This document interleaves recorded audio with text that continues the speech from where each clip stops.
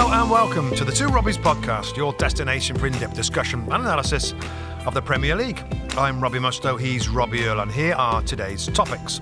Arsenal put in a controlled display with a 2-1 win against Tottenham in the North London derby that pushes them closer to Liverpool in the title race. Liverpool needed a substitution masterstroke from manager Arne Slot to grab a point against a surprising top four contender in Nottingham Forest. And we were reintroduced to some familiar faces in the Premier League, with David Moyes making his return to Goodison as Everton manager and Graham Potter coming up with an encouraging win as West Ham's new boss. That's what we've got coming up in today's episode.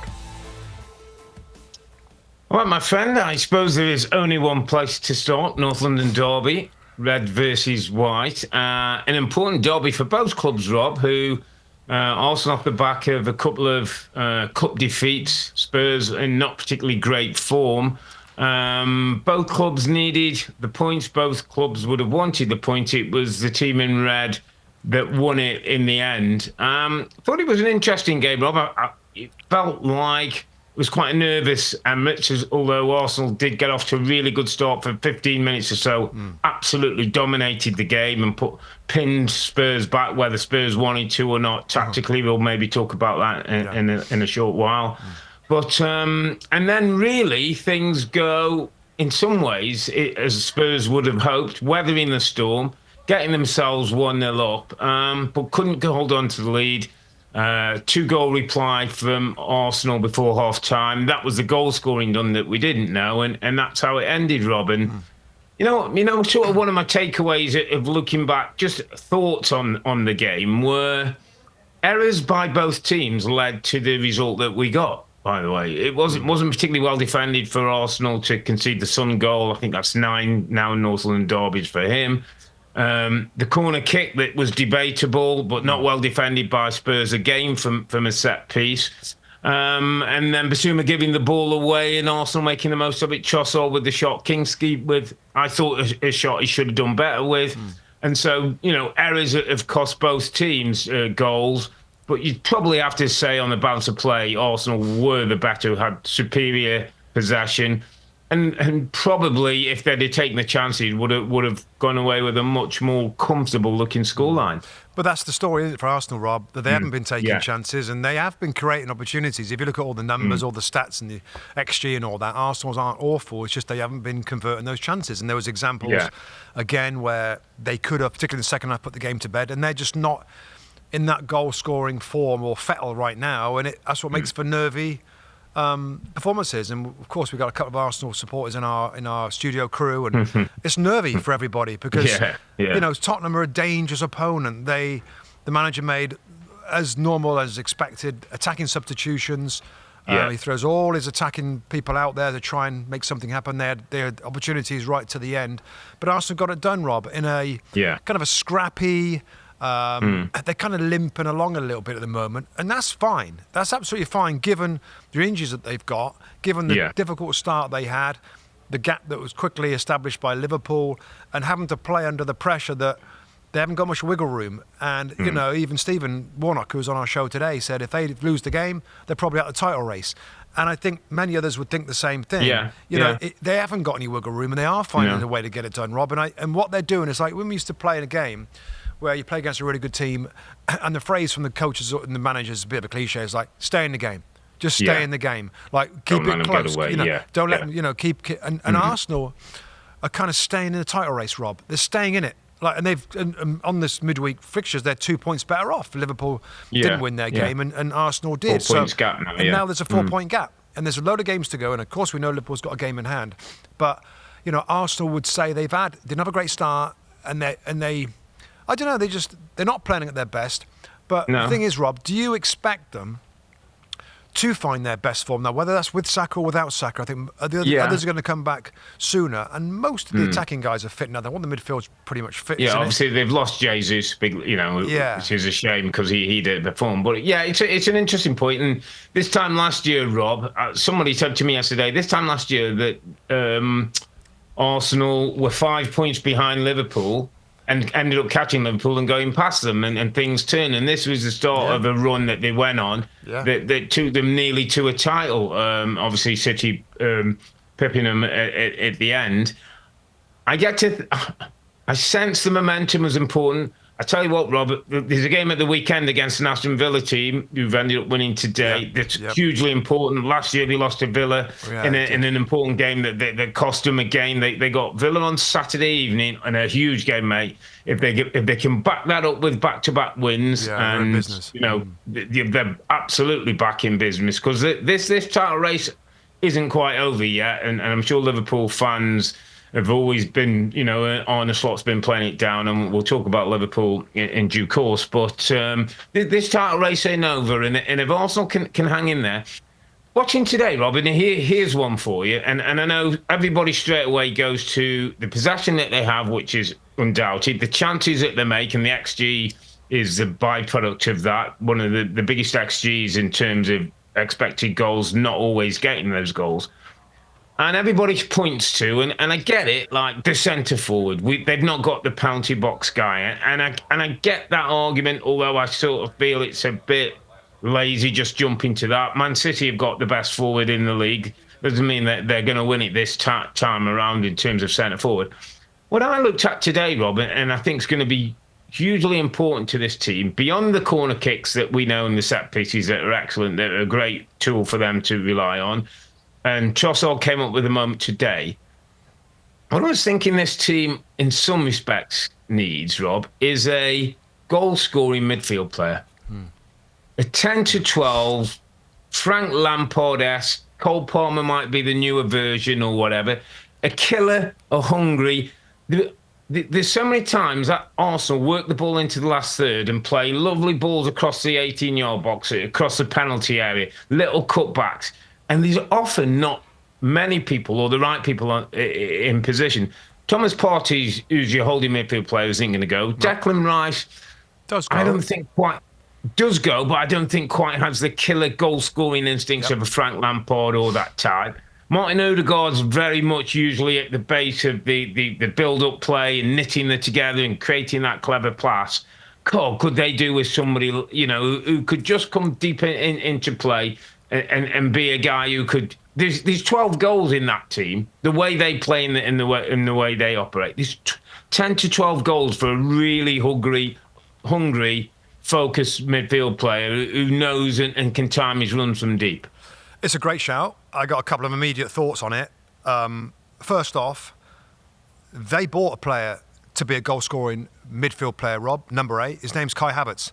Yeah. And through different situations, he now is the number 9. He can do a little bit of everything. But I think he was, in fact, we heard it from the man himself. Mikel Arteta said that he bought him as a left-sided number 8, an attack-minded left-side player in that 3, and he would have been the 12-goal-a-game season. Yeah. So, and he didn't really look that comfortable. He didn't really get those numbers early on, and he moved up playing up front, and he's more comfortable, and they're better with him there. So that may have been the plan. I totally agree right now, Rob, which brings me on to my second point.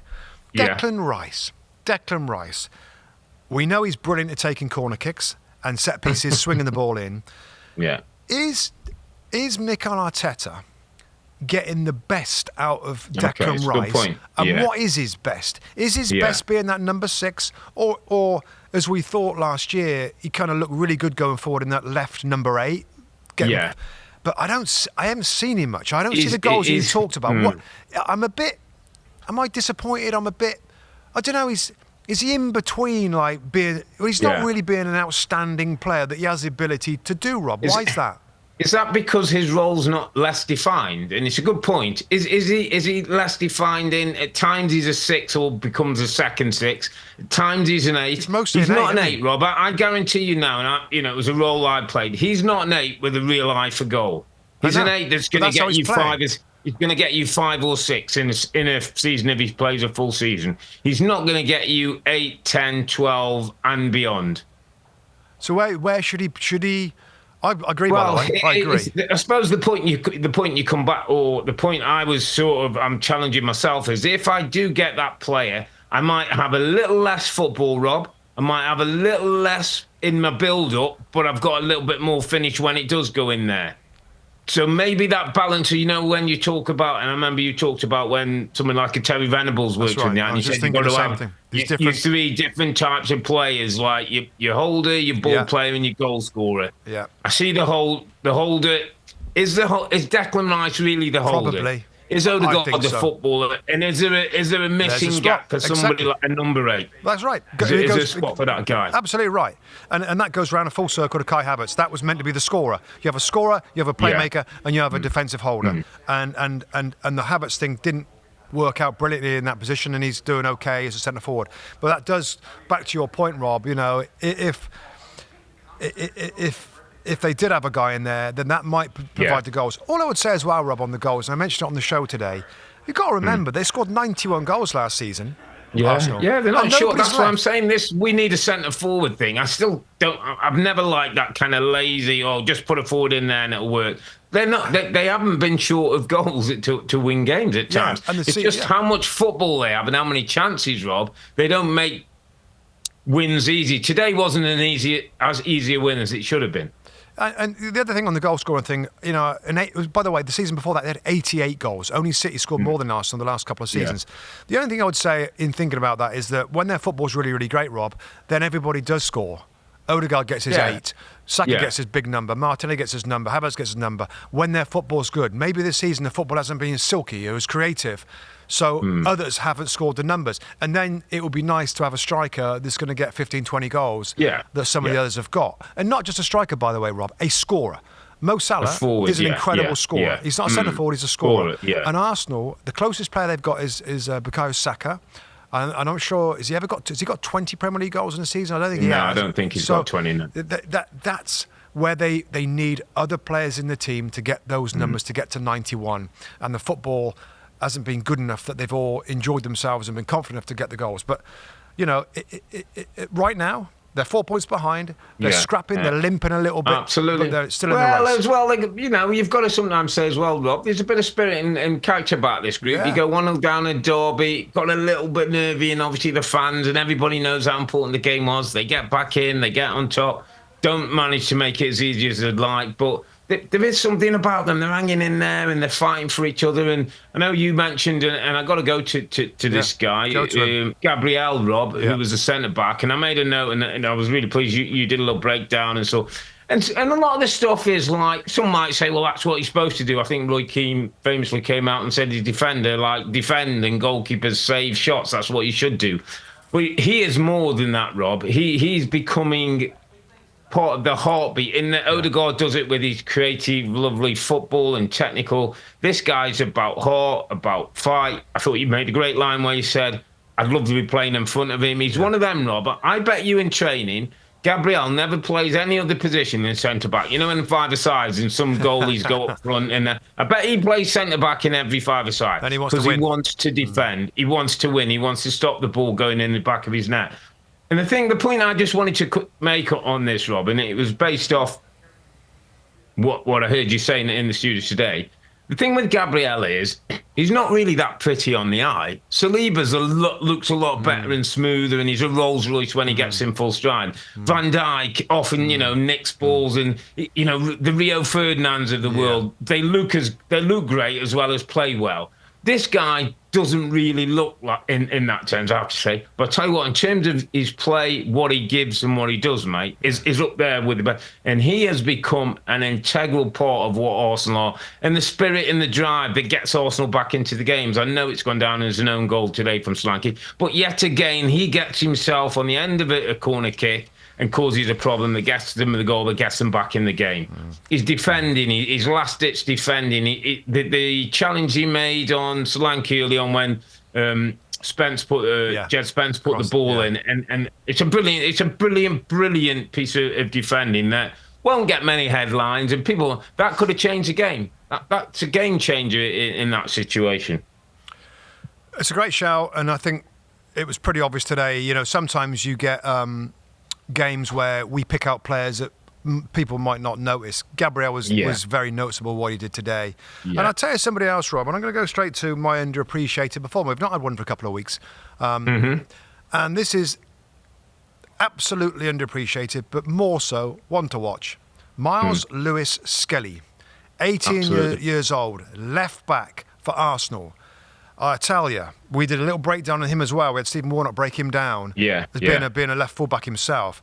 And it's not until you see kind of plays after plays after plays of what this kid's got. Now, we've seen him roll into midfield from a fullback, which Arsenal and many of the best teams do, and he's very comfortable doing that. He's really silky, he's clean, he's a good decision maker in terms of what he's going to do with the ball.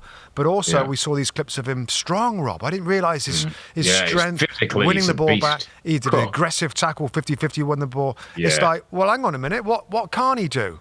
I mean, 18 years of age again, and sometimes when teams become great teams, you need either sort of spectacular signings to work great, or you need players to come into the team from the youth academy that's like, wow, we've just saved 20, 30, 40, 50 million on a really... Now, I'm probably going over the top here in terms of what this kid could be, but what we've seen of him so far for 18 and his build, you've got to be he's strong, he's good on the ball, and he is...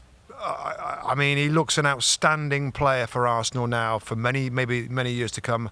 Miles Lewis-Skelly, people watching him, any neutrals out there, just watch what he does, how he does it. I think he's going to be a star in this league for a long time. Couldn't have put it better, mate. 18 years of age, going on 28. Just looks mature, Rob, looks comfortable, understands, loved when he came off, got the crowd going, young 18-year-old, but understands what the North London derby's about. Brilliant bit of business. And again, another one through that academy that we're seeing them starting to come through, aren't we? Now for Arsenal, and that's the work that goes on behind the scenes. That they're picking up these kids and getting them through the system. So, just on Spurs, Rob, and it was really interesting. Just at the end of the show, we did an interview with Ange, and it was the Ange looking down, Ange not very happy, Ange really disappointed in the first half and the way his team played. Not good enough. That's just not good enough kind of thing. Yeah. And I kind of got myself, Rob, and again, I've, without repeating myself, I'm not sure if this guy, manager at times, is setting his team up for success, Rob. If he's saying to his team, we're going to go out there and match Arsenal with ball possession and be on the front foot from the word go, that ain't going to happen. And my problem with that not going to happen, and I'd be thinking if I was in that dressing room, Rob, at some point I'm going to start going, he doesn't really get it. We're not getting, there's a disconnect between what the reality of who we are and what we do and what his expectation. And the reality is that we're giving goals away, we're losing games. They've lost 11 Premier League games now. And there's so many good things about Spurs, and I think their second top scorer is still in the league or something. I mean, can do so much going forward and that, but it's almost like non-existent to the other side, to the structure side, to the holding on side, to the being in a game side. That it's starting to be a little bit worrying, mate. I'm starting to think, if I'm getting worried, I'm wondering what some of the main players in that squad are going to start to do. I'm finding it, right, to be honest with you, and we take pride in, I don't know, trying to understand managers' kind of philosophies and their reactions and understand what they say. When the question goes to Ange today in the interview, and how did you feel about it, right, I don't know what he's going to say. He could have said straight away, really proud of the boys. Started the game really well. We go ahead. We got young players in different spots. So we use that a little bit. Second half, we played a lot better. We battered them. We got battered them, but they got a lot more opportunities. But I don't know what he's going to say. And when he said that's unacceptable, I'm like, oh. I mean, I thought they were in the game first half. I mean, I know they conceded the 2 goals, but like, they get the goal. They should have scored before that with Kulusevski when he's through from 3 yards out. The corner isn't a corner kick. You got to defend that better. You don't give the ball away in midfield. That gets Trossard the chance on the outside. And the goalie mostly makes those saves. Goalie, and should have done better with getting his hand there. So I'm the same. But that is almost Spurs in a nutshell. I don't quite know what it is, mate. Where you see Arsenal, you know what's going to happen and whether they're going to get check chances, they're going to play a certain way. With Spurs, it feels a bit like, I don't know, mate. It's like he's going to continue to go this way, and as the ship's going down, he's going to salute himself and he's going to go under the water. I assume, Rob, correct me if I'm wrong, that he was so disappointed because Spurs didn't play their football. And they didn't control it, and they didn't dominate the game, and Which is where there's a disconnect. Surely, hard. I mean, how do you think? Yeah, with this group of players, not your best 11 players you can and put in a out, derby, and away from home. A team that's second in the league, you think you can go dominate the ball? I don't know. Maybe it's something he believes in, and maybe there's another conversation going on behind the scenes, Rob, and he's setting us down. I don't know, but. Yeah. I'm with you. It feels awkward. It feels to me like if he's not careful, he's going to start losing one or two. And once some doubt gets in there, that spreads quickly. We all know what that can look like. Yeah, he sets up a plan, Rob, and we'll move on in a second. Like we've got on a little bit on this game, but it's like he's setting up this team to be all-conquering, and he wants it to win, to play and win in one way. And that's by controlling possession and creating opportunities and throwing people forward and being a high line and all that stuff, which is like idyllic. And it's like it's great. And that takes time and takes a lot of money, mate. It takes top quality players. So I'm here to see that. I'm like, if you want to go and do that, I'd love to see that. I'd love to see you be able to do that. And that's why I still are excited in some ways with his project, right? Because I want to see him try and do that. I want him to continue, get some of these players back, more windows. They've gone younger on the signings. I thought Lucas Bergvall, by the way, isn't getting my end appreciated. But he's not far off of it. Today. Another one to watch, Bergvall, pretty good. 18-year-old Swedish kid that's a little silky little midfield player. Pretty good, mate. Pretty good. And Archie Gray's going to be a good player, Rob. He's not a centre-back. He is not a central defender. No. So there's little pieces. Brennan Johnson's getting his goals. There's little pieces that I kind of like. It's just... I just feel that, like they're 13th in the league table. They've lost 11 games. I hope he gets the patience from the fans, and it doesn't. How many times have we seen jobs become almost untenable? It's Mr. Levy who might need the patience with whether the fans, mate. If you lose too many games, you Spurs. I mean that Carabao Cup now second leg's going to be huge. Well, they're doing okay. They're in all competitions. I think I'm right in saying they're all in all 4 competitions. So the cup stuffs is kind of all right. Like they're doing well in the cups. So let's I guess, like he says, we always win something in his second season. He could really do with the victory in one of those competitions. But no, it was a good game. It was a good game, and they gave a lot, Spurs. I was just so surprised that it was so unacceptable for the manager afterwards. I don't know. Fair play to Arsenal, Mr. Earle, and they're knocking on the door. The 4 points behind Liverpool. Absolutely, that's what we want. That's exactly what we want, and it's why this league is what makes it so great, mate. They're knocking on the door. Let's go to the City ground because Forest Liverpool, big game at the top end of the table. I mean, I'm not sure either of these two fans. I'm not sure Liverpool fans would quite be sure they'd be where they are at the start of the season. Nottingham Forest certainly wouldn't be in the top 4 at this sort of the season, but both there on merits, both there can play their way. I thought the atmosphere was incredible again at the City ground. Liverpool dominated the possession without particularly creating great chances against a team that's so well structured defensively, Rob, got midfield industry and creativity, and got a guy up front who's having the time of his life, Chris Wood. The Forest goal, I thought, summed up Nottingham Forest to a T. Yeah, it did. Absolute T. Win the ball, get it into your better players. Yeah. 2 passes, he gets turned, get it into your centre forward who knows his way around an 18-yard box. Bang, goal, done. I mean, just on that finish, Rob, right? And when we see, a lot of these goals go in and that you see an opportunity, I thought it was a really, really classy finish. Left foot, absolutely. He steered it into the corner beautifully. Yeah, he's weaker foot, by the way. He's weaker foot, not his strong foot. What a lovely finish that was. But not an easy angle. Top goalkeeper. Yeah, I mean, they were exactly as you would expect. They defend really well. They break forward very, very quickly, and they got a goal scorer up front. It was exactly as you make it up. But of course, Liverpool. They got options. They got bench options. They got a smart manager that makes changes at half time. And Liverpool never really could look like scoring and breaking down Forest. We've both been there against the big sides. You kind of set up in a defensive posture, and you kind of grind away a little bit. And I think in the first half that was working. Forest were pretty happy behind the ball. There was a few kind of flurries, but for the most part, they were pretty comfortable back there. They got really good defenders for us, and a goalkeeper that got busy in the second half. But then half-time came, Rob, and changes were made into the second half. And Liverpool just stepped it up like they've done many times. And they asked so many more questions, Rob, didn't they? Second half, pulling them around. Second half was like, incessant attacks.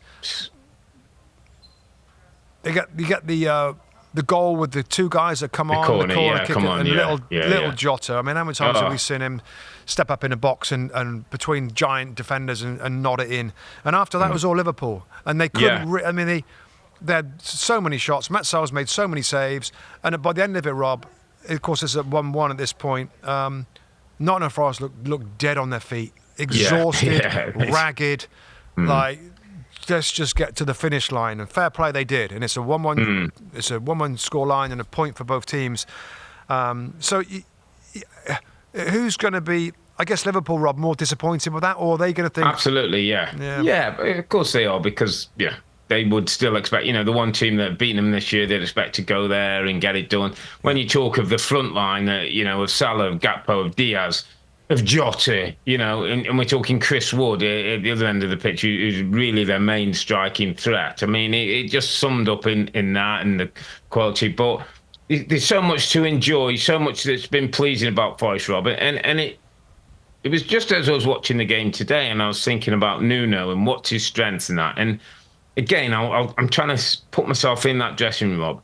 There's a simplicity of system that suits a group of players in Nottingham Forest. Right, we know what we're doing. We know how we set up. We know how we're going to try to score. It's okay that we don't have as much possession as we're not going against Liverpool saying we're going to go toe to toe and get possession. And it so smacks of the opposite of what Ange's doing at Spurs, Rob, that you can look at your group of players and go, actually, I need to just change this a little bit because I haven't got the players to play in that way that Arsenal do, or Liverpool do, or Man City do. And that's a credit that I think Nuno and this group of players deserve. That it's not by any means a sort of knock on them in any way, or that the system's not good or not really developed, or it's not future football like that we're all talking like everybody's on the half turn. It's a system and a way of playing that's good. It's good to watch. That knows how you're going to create goals, and everybody in that team knows what they're doing. And it's a credit to the manager that he's stuck with that in an era when everybody wants to have the ball. I think they're second or third most least possession in the Premier League this season. They're riding high at the top of the league. So well done to Forest, well done to Nuno. And on that point, Rob, I'm just going to go to my underappreciated player of the week. And I checked with our research guys because I thought I'd had this guy before, and I know I had his partner Milenkovic not too long ago.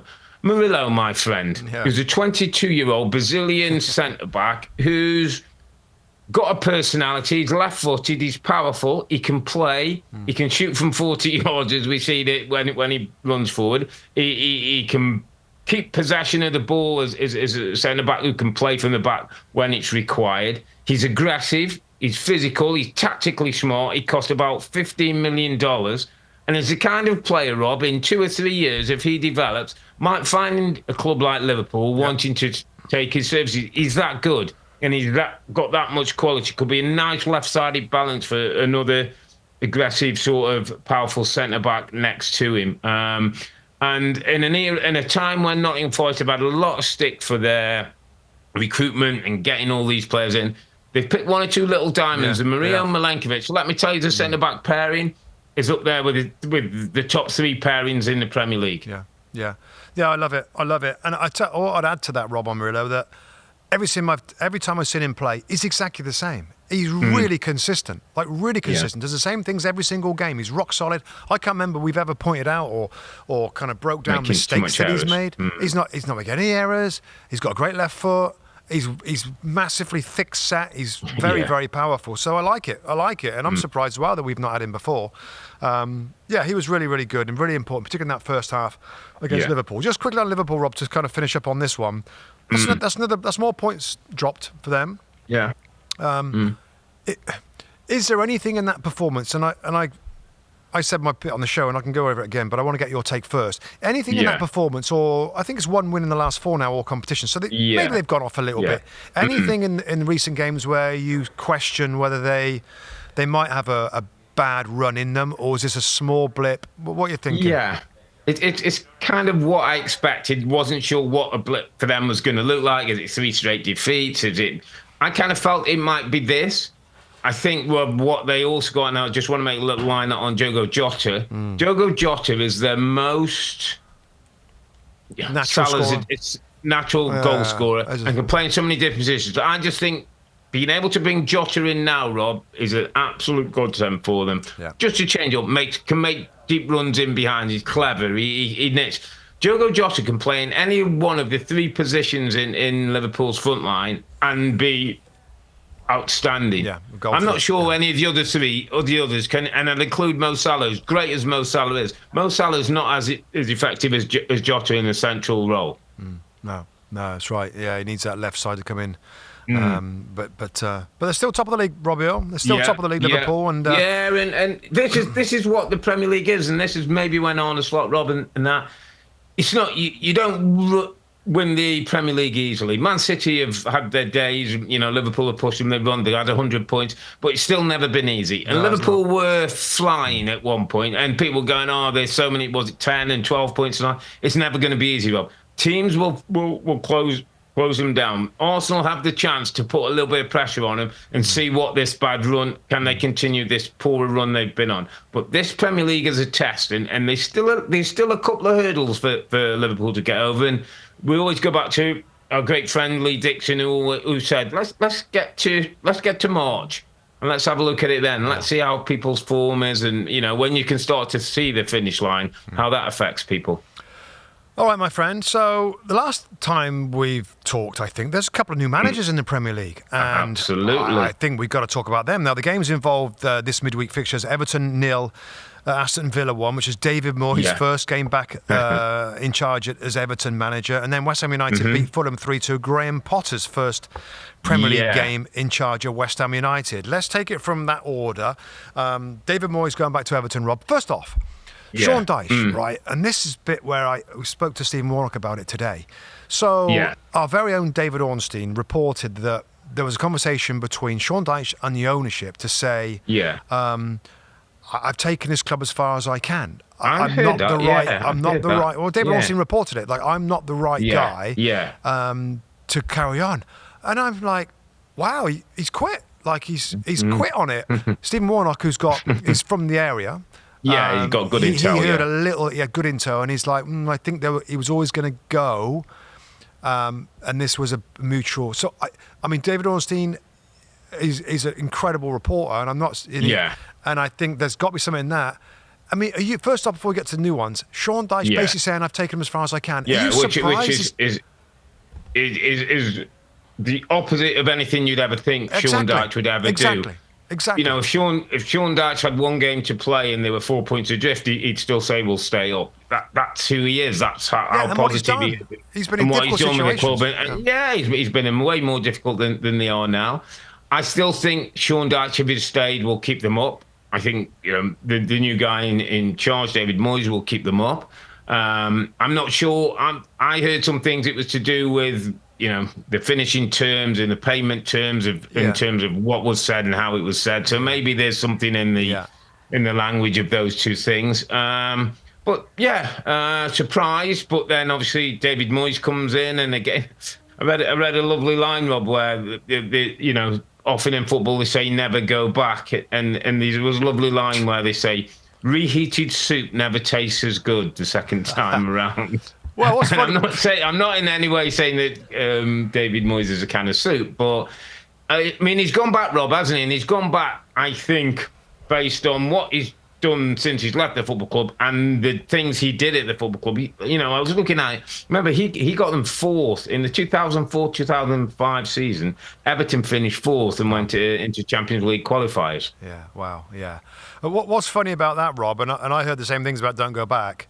Well, David Moyes went back to West Ham. And look what happened there. Look what happened. Good shout. He got him away from the relegation zone again, and he wins a European trophy. So, there was a good article in The Athletic, Rob, about loads of examples where it didn't work coming back. And there's plenty that did work coming back. Kenny Dalglish and people, and that's it, that didn't, and then you get a lot that did. I mean, I think would Everton take a place in Europe in a trophy and staying up? Can you imagine what that would do in the new stadium at that bubble club? It's interesting because Stephen Warnock said as well that from his people from Merseyside, there was split whether this 50-50 or whether this is a good appointment. I think it's a really good appointment. He's been there. He's course and distance. He's done it before. West Ham United twice, and he's established them, and he's climbed up the league table. We know it's not the most sexy football in the world, but what they need right now, Everton, they need to be in the Premier League for next season, and then they want an experienced guy to guide them up a little bit in that new stadium to get them. Now, in 2 years, I think it's on a 2.5-year contract. Maybe in a couple of years' time, 3 years, maybe they might go for a European for the next sexy, thing, change up. But right now, to re-establish themselves, I think it's an excellent appointment. All that being said, I mean, they're in trouble. Like they lost today 1-0 against Leicester. I mean, they're 1 point from the relegation zone, Rob. Well, I'm assuming, mate, and based on that they can't find the goal. Dominic Calvert-Lewin had a couple of good chances. I don't know if you saw in the game that he didn't. I'm assuming with an ownership that's coming at this level, decided to make a change, they might have to go and get somebody robbing the window. We've got a window to get themselves out of trouble. They might, let Beto go and take his wages and whatever money they can, and whether Calvert-Lewin stays or goes. There's talk about Calvert-Lewin. Actually, I saw him being mentioned to West Ham, bizarrely enough, with Graham Potter. But they have a chance to go and get a couple of bodies in, Rob, and make sure that this doesn't start getting a little bit nervy as we get down the season. I just think, if David Moyes is smart enough to know, he might have to have that conversation before he takes the job. So we'll have to wait and see what the window brings. I still think David Moyes, with this group and how he works, would have enough to keep them up. I think the three teams who came up are probably going to struggle to try and stay the distance. But it's going to be interesting to watch. It's been interesting to see David Moyes, if he can keep them up, how he starts to build what looks like, the second phase of his managerial career at Everton. I think on the money side of it, in his press conference, Rob, he said that, the new owners, they're working through the financial problems. He said they've almost got it figured out. So there's a lot of accounting, a lot of investing, and I think he said when that gets sorted, then there's more of a chance of adding players. But I think you're right. I think he'll want something in January. The club needs somebody. The club need a boost. They need something of a bit of a lift, because the team was very similar. We saw, most of their game today. Of course, all the games today were kind of similar time kickoffs or whatever. And it's a very similar team. But can he just turn up the dial a little bit? Back four, midfield four, mate, is going to do. It's good enough. He'll have that organised. It's about the top end, isn't it? If you can get somebody getting 10 goals. Let the attackers go a little bit. Get some more people in the box. So Graham Potter's back in, Rob. Graham Potter's taking his time. Absolutely. Yeah, it's a couple of years away now, I believe, since he was last in charge of a Premier League club. He got the win against Fulham. Apparently didn't particularly play that well. Benefited from a few Fulham errors that got them particular goals. Did do a bit of digging, did do a bit of reading, Rob. Hearing that Paquetá particularly is one that's, in the two games that Potter's been involved, has looked lively, has looked a little bit more to himself. Played up front, Rob. Started as a false nine. Played up front as a false nine that Graham Potter spoke to him about, and want to get him more involved. And I just get the sense, Rob, that some of those players who under Lopetegui we didn't see the best and probably didn't push the right buttons. I think Graham Potter can, in a way. He'll have to build a structure in the system that makes sure they're not easy to play against, but they've got footballers in that team, haven't they? They can have more possession and dominate teams in a way that I think West Ham fans would want to see, rather than some of the stuff we've seen. Lopetegui felt a bit in between. There's obviously the David Moyes never quite played the football I don't think that West Ham fans would have liked, although they appreciated the trophies and the success that he brought. But I think Graham Potter will look to tilt it a little bit more in that football style that he had at Brighton. But first and foremost, mate, you've got to be difficult to play against, haven't you? You can't be an easy touch. Yeah, but I think he'll do it, focus on the football side of it and the possession side of it and defending with the ball. Yeah. And, I think we've seen him in his last two clubs, at Chelsea and at Brighton, in both situations. they dominated games in terms of possession. Now, you could argue both teams, and by the way, did a great job at Brighton. But there was a bit towards the end where they had so much possession. I can remember the shows, Rob, we're saying, let's have a few more shots. And I think at Chelsea, there was tons and tons of possession. I think West Ham, in terms of building blocks, I think you're going to see a structure of build-up player that's really noticeable. They're going to spread the field wide. They're going to get those technical players on the pitch. I think they're going to dominate much more, as you said, in terms of possession in games, and hope that leads to goals and opportunities for them. I really like the appointment. There's rumours that Everton wanted him as well. He was waiting too long, and then he ended up going to West Ham. But I like the fit, and I really. I think we're going to see the real Graham Potter, Rob, that we thought was an excellent, outstanding coach, goes to Chelsea in a difficult time, and it was a difficult moment, and whether he was ready for that sort of... I'm not sure anybody's ready for that club at that time. But I think what we're going to see now is the real Potter. And I think that real Graham Potter is a progressive coach who plays good football, and I think West Ham fans are going to enjoy it. And it's always good getting off to a home victory, as they did against Fulham. And Souček still scoring a goal. Win some games initially, Rob. Win some games, win some people over, and then the rest of the football will come, because we know how Graham Potter works. Yeah, I like him. He's a really smart guy as well, isn't he? Intelligent and worldly, and comes across well. So much happier days hopefully ahead for the Hammers. Quickly, mate, let's just do a quick roundup of the other results from midweek. Chelsea 2, Bournemouth 2. Reece James coming up with a late equaliser for a Chelsea team that's slightly gone off the ball, mate. I think it's no wins in 5 now for them. And then Brentford 2, Man City 2. Man City go 2 up through Phil Foden, and then Wissa and Norgob get goals back for Brentford team, who obviously in the past have shown they're not Australia City, but very un-City-like, mate. Just when we think, okay, here we go, City kick back in form, and still those little issues, and the Kyle Walker things come out now, and I heard in one of the papers, and Pep and his wife splitting up, and just things around the football club, Rob, that are negative, that can affect things that happen on the pitch. Yeah, on the good side of it, it's good to see Phil Foden scored a lovely goal, wasn't it? His first goal, a lovely cushioned finish into the corner. Good to see him. Looks like he's enjoying football again, scoring goals again. De Bruyne is back involved with his lovely crosses. That side of it, I think we all expect that to sort of click into gear at some point.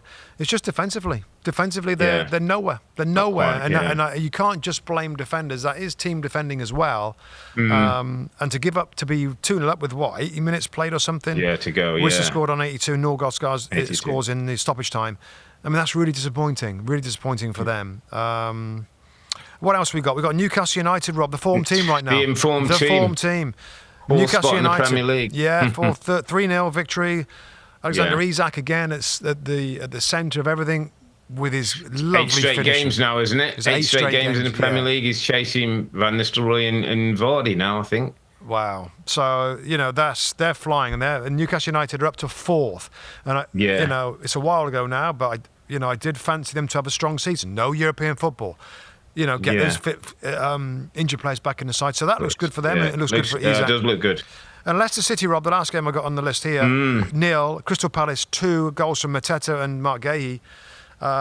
Leicester City, Rob, and Vardy. Do you see the highlights where Vardy had a couple of chances that you'd normally... I don't know what... Normally would take those. So they are... He's got a job on, Rude. It's a big window for them as well, mate. I think if they're going to have to try and get 1 or 2 in to bolster what they've got and try and get second half of the season. Unfortunately, I think the Foxes might be slipping back towards the Championship. But bit of work to do, and obviously a couple of results. And if you've got a scoring Vardy... They're still in touch. Still in touch, and that's what you want at this stage of the season. Yeah. Okay, my friend, we're going to wrap it up for our midweek podcast when North London is red as the Gunners beat Spurs, and they close the gap on Liverpool, top of the table, in a busy midweek of Premier League matches. We'll be back at the weekend to recap match week 22. Don't forget, tomorrow, that's Thursday, Manchester United host Southampton, 2 p.m. Eastern Time on USA Network. And then on Saturday, the big one, Arsenal again have another important game at the Emirates. They host Aston Villa, 12:30 p.m. Eastern Time on Big NBC. But for now, I'm Earle, he's Mustoe, together with the 2 Robbies. Thanks for watching and listening. Be safe, stay healthy. It's a good night from me. And it's good night from him. Good night. Good night.